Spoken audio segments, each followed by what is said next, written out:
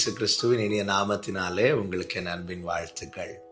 கிருபையா இந்த நாளை காண செய்த தேவனுக்கு ஸ்தோத்திரம் உண்டாவதாக.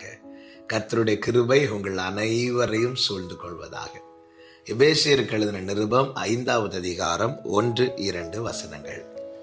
ஆதலால் நீங்கள் பிரியமான பிள்ளைகளைப் போல தேவனை பின்பற்றுகிறவர்களாகி, கிறிஸ்து நமக்காக தம்மை தேவனுக்கு சுகந்த வாசனையான காணிக்கையாகவும் பலியாகவும் ஒப்பு கொடுத்து நம்மில் அன்பு கூர்ந்தது போல நீங்களும் அன்பிலே நடந்து கொள்ளுங்கள். கர்த்தருடைய பரிசுத்த நாமத்திற்கு மகிமை உண்டாவதாக.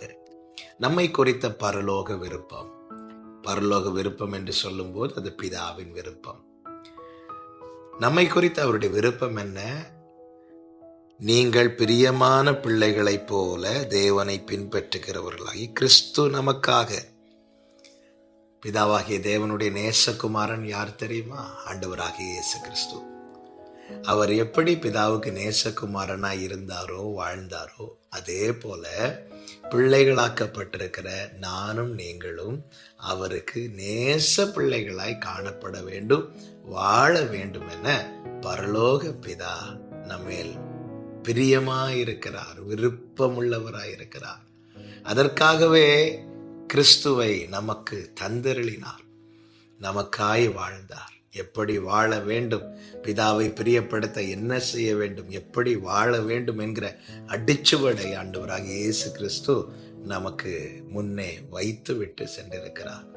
நானும் நீங்களும் கிருபையினாலே ரட்சிக்கப்பட்டு அவருடைய பிள்ளைகளாய் மாற்றப்பட்டிருக்கிறோம்.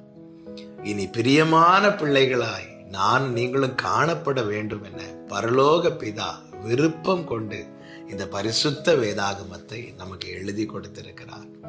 இதை பார்த்து, இதை பின்பற்றி, இதை கை கொண்டு இதிலே நடக்கும்போது நாமும் யாராய் மாறுவோம் தெரியுமா? பிரியமான பிள்ளைகளாய். அப்படி பிரியமான பிள்ளைகளாய் நம்மை மாற்றி அவருடைய விருப்பம் என்ன?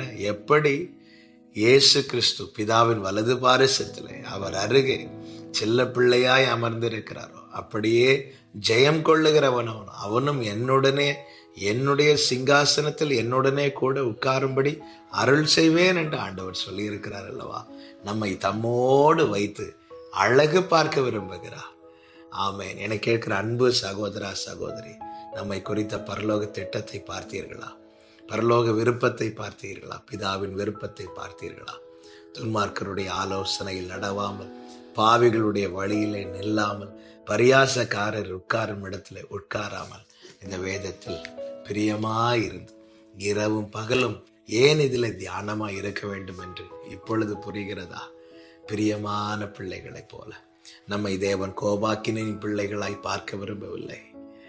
கீழ்ப்படியாத பிள்ளைங்க தான் கோபாக்கினின் பிள்ளைகள். அப்படி தேவன் நம்மை பார்க்க விரும்பாமல், கிறிஸ்துவை பிதா எப்படி பார்த்தார்? பிரியமான பிள்ளை, நேசகுமாரன் என்று அப்படி நம்மை அவர் பார்க்க விரும்புகிறார்.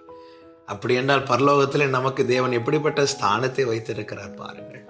இயேசுவை நம்புங்கள், இயேசுவை பின்பற்றுங்கள். கிறிஸ்துவை நாம் பின்பற்றும் போது அந்த சாயல், அந்த வாசனை தான் நம்மில் வெளிப்படும். அது பிதாவுக்கு உகந்ததாய் காணப்படும். அப்பா விருப்பத்தை நிறைவேற்றுகிற பிள்ளைங்க தான் பிரியமான பிள்ளைங்க, நேச பிள்ளைகளாய் காணப்படுவோம்.